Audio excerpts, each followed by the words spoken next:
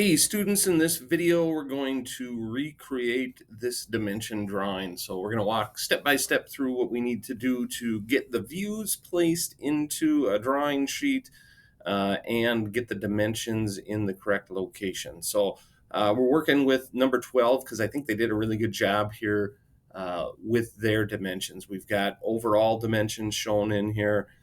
We've got some radiuses, we've got some hidden lines, some center lines. So there's a bunch of stuff for us to learn as we do this. So why don't we go ahead and open up shape number 12. That's what I've got on my screen here. And then we're going to come over to the work environment or the workspace, and we're going to change it from design to drawing. And we want to create a drawing from this design. And then over here, this menu pops up.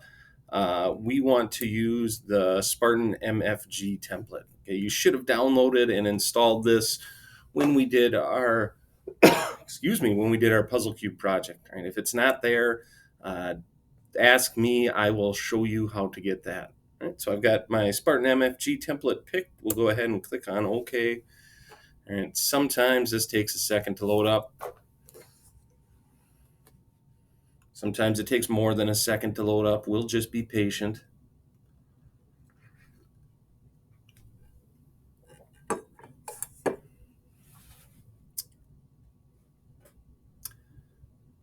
We're going to be extra patient today as we wait for this to load. There we go. All right, so on my screen, you can see this is my Spartan Manufacturing drawing template. Down at the bottom here where I'm moving my cursor with the shape following me, that's my title block. It's important that we use this one because it's sized up for a regular sheet of paper. And in future videos, we're going to talk about filling out that title block, which is all part of creating a dimension drawing.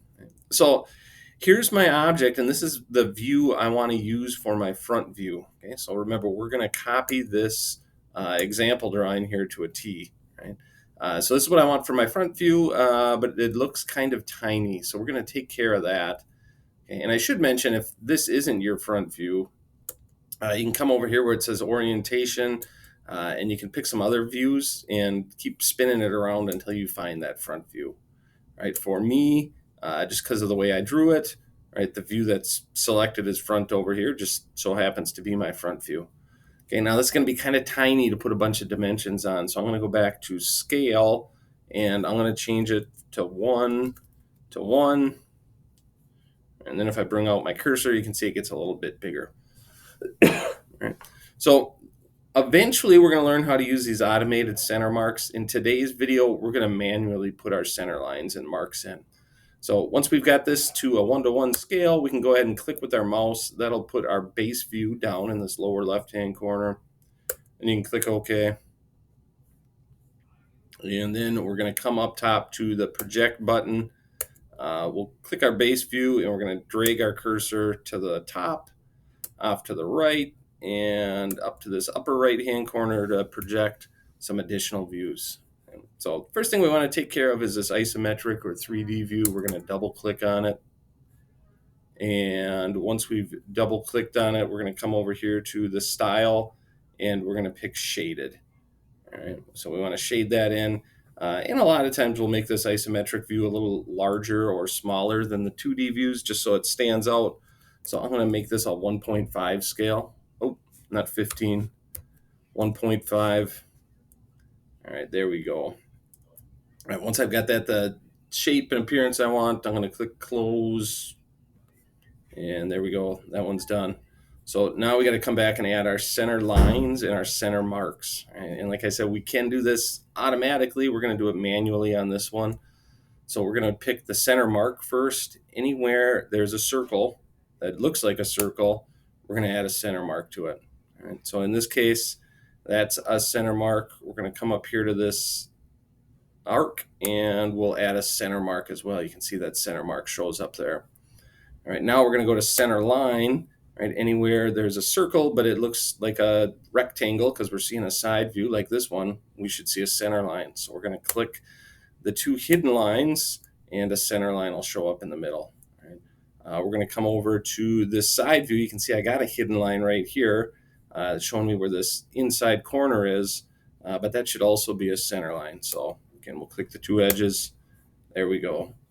All right, now the last thing we're going to do is we're going to add some dimensions to this, and we want it to match our example drawing. All right, so the first thing I like to do when I'm adding dimensions to a drawing is dimension the overall length, width, and height.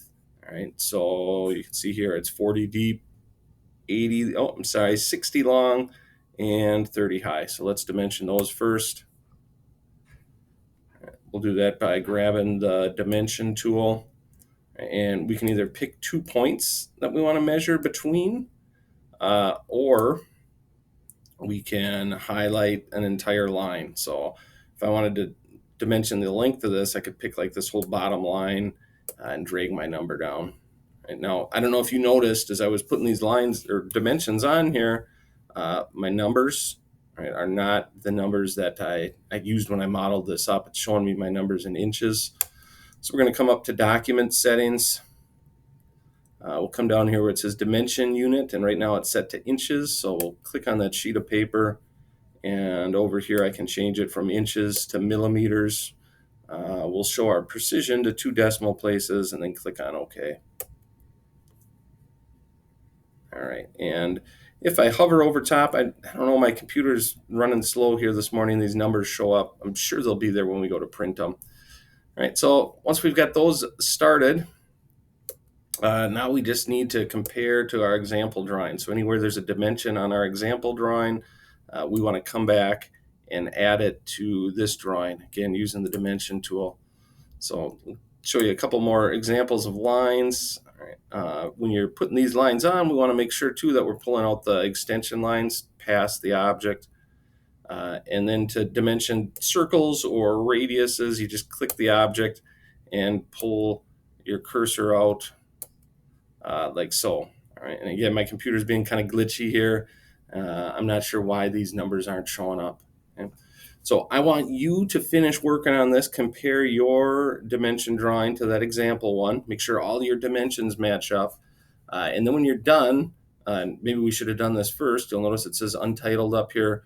We need to save this drawing. All right, so we're going to save these in the same spot we saved our other ones. We're going to go to that practice folder or practice project that we made, and we'll just call it drawing and then the name of our object.